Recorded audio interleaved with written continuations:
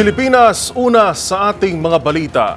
Inilipat na ngayong araw si dating Bamban Tarlac Mayor Alice Guo sa Pasig City Jail Female Dormitory.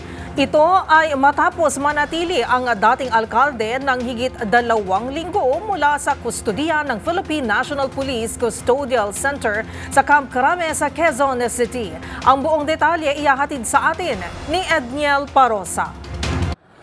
Formal nang inilipat sa Pasig City Female Dormitory si dismissed Bamban Tarlac Mayor Alice Guo mula sa kustodiya ng Philippine National Police.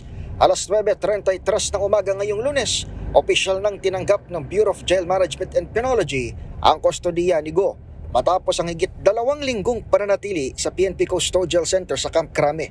Pero sa likod ng bulletproof vest at Kevlar helmet na proteksyon ng sinipang alkalde, nabatid na iniinda rin pala nito ang isang suspected infection sa kaliwang baga.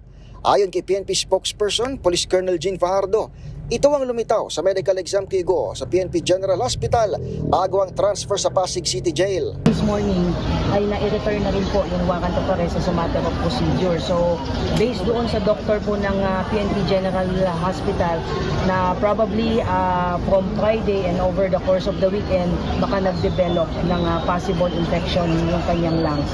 So we declared it yung mga doctors and it will be the disposition now of the BJMP on how to treat this possible infection.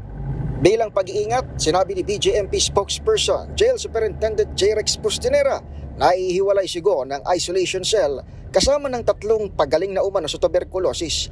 Isasalang din ang dating opisyal sa confirmatory test na pangungunahan ng BJMP na mayroon umanong sariling infectious disease expert at isang general physician.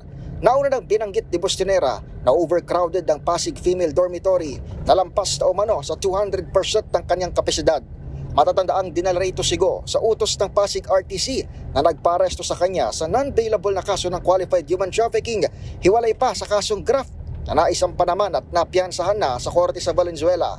Nasa Pasig City Female Dormitory rin ng mga kapwa-akusado ni Pastor Apollo Kibuloy sa parehong salang qualified trafficking na sina Ingrid Canada, Pauline Canada, Jacqueline Roy at Sylvia Simanyes. Para sa MBC TV Network News, ito si Edniel Parosa, una sa Pilipinas, una sa Pilipino.